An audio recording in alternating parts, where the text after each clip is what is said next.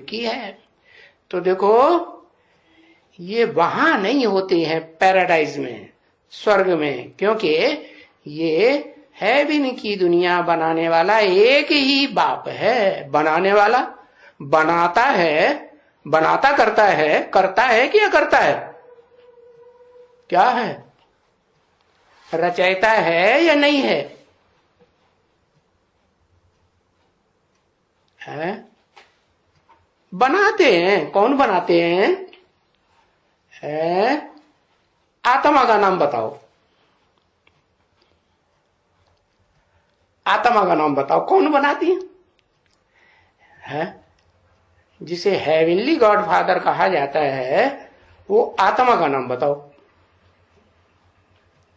अरे इतनी देर है?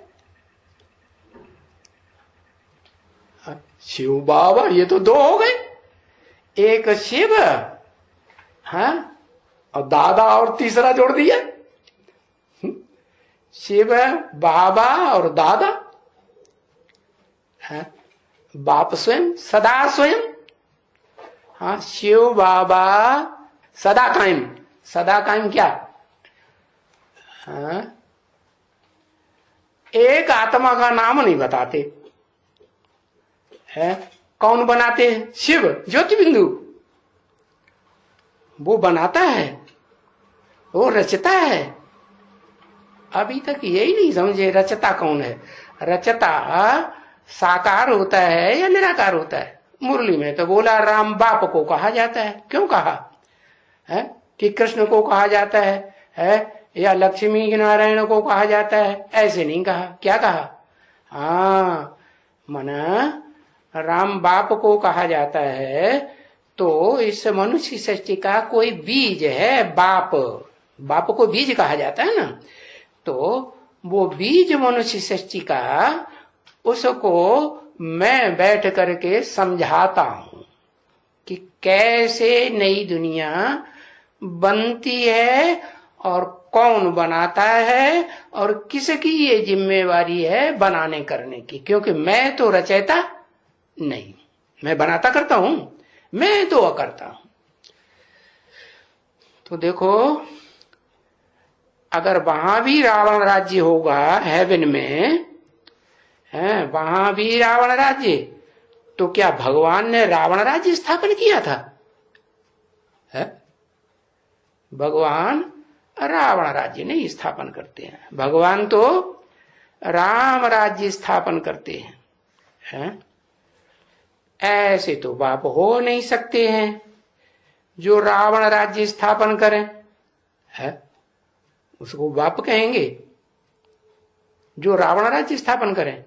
अरे हरेक बाप अपने बच्चों के लिए, सुख के लिए सारा धंधा करता है कि दुख देने के लिए धंधा इकट्ठा करता है? सुख देने के लिए करता है। तो जो रावण रुलाने वाला है, वो रुलाने वाला जो सुप्रीम सोल बाप है, वो तो नहीं हो सकता। अब सुप्रीम सोल वो समझते हैं ज्योति बिंदु। क्रिश्चियन लोग कहते हैं हेवनली गॉड फादर है, सुप्रीम सोल। तो वो जो सुप्रीम सोल कहते हैं, वो किसको कहते हैं? निराकार को कहते हैं कि साकार को कहते हैं? निराकार को। उनको पता ही नहीं है कि वो हेवन कैसे बनाएगा। हेवन तो इसी दुनिया में साकार में होता है, वो खुद ही साकार नहीं है, तो साकार हेवन कैसे बनाएगा? तो बाप आकर के बताते हैं, मैं जिस तन में प्रवेश करता हूं उसको भी आप समान निराकार, निर्विकार, निरहंकार बनाए देता हूं। तो वो कहा जाता है रचयिता बाप। समझा? तो बाप है, रावण राज्य स्थापन नहीं कर सकते। वो तो दुख का संसार हो गया। दुख का संसार जो ऊंचते ऊंच बाप है, धर्मपिताओं को ऊंचते ऊंच बाप कहेंगे? नहीं, ऊंचते ऊंच बाप जो है, जिसे तुम हेवनली गॉड फादर कहते हो, सुप्रीम फादर कहते हो, वो सुप्रीम फादर कोई निराकार ज्योति बिंदु नहीं है। अणो अणियांसम, जिसे गीता में कहा, अणु से भी अणु, अणु से भी अणु, 1000 भाग कर दो अणु के। अरे ऐसे नहीं है। वो अनुरूप शिव जो ज्योति बिंदु है वो प्रवेश करता है साकार में, और साकार में प्रवेश करके उस साकार को सिखाता है कि कैसे तुम इस नई सृष्टि के रचयिता बन सकते हो। हाँ, बनते हो। तो राम बाप को कहा जाता है। एक है राम बाप और बाकी तुम सब हो राम बाप की सजनिया। बाकी तुम सब सीताएं, तुम सब क्या हो? द्रौपदियां हो, सीताएं हो, पार्वतियां हो।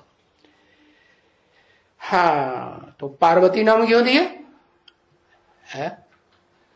पार्वती नाम इसलिए दिया है पार लगाने वाली। तुम सब उस राम को पार लगाने वाली हो, नंबर वार। कोई थोड़ा पार लगाएगी, कोई एवरलास्टिंग पूरा ही पार लगाई देगी। उसको तो जानते हो कि नहीं? हाँ, उसको तो जानते हो। कौन है? नाम बताओ। हाँ, लक्ष्मी है। तो रटा रटाया पड़ा है। हाँ, तो देखा। हाँ, तो बाप रावण राज्य स्थापन नहीं कर सकते, लक्ष्मी कर सकती है। अरे, लक्ष्मी कर सकती है कि नहीं? लक्ष्मी राम राज्य स्थापन कर सकती है। रचयिता है, राम राज्य का रचयिता है। हा? अरे रचयिता है, रचयिता बाप को कहा जाता है। हा?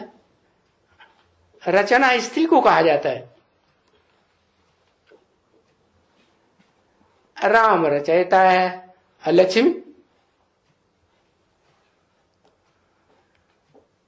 हाँ, फर्स्ट रचना लिखो। रचना नहीं, रचना तो बहुत ढेर सारी 500-700 करोड़ मनुष्य आत्माएं, सारी रचना है।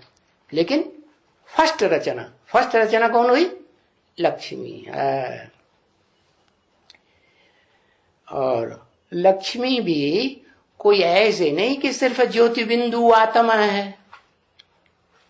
लक्ष्मी सिर्फ ज्योति बिंदु आत्मा एक ही चीज है, या वो भी दो का कॉम्बिनेशन है। देह है कि नहीं? लक्ष्मी सिर्फ देह है या सिर्फ आत्मा है? हाँ, आत्मा भी है और देह भी है। तो वो दो कौन? जो एक आत्मा है और एक देह है, वो दोनों को जब मिलाएंगे तो कहेंगे महालक्ष्मी।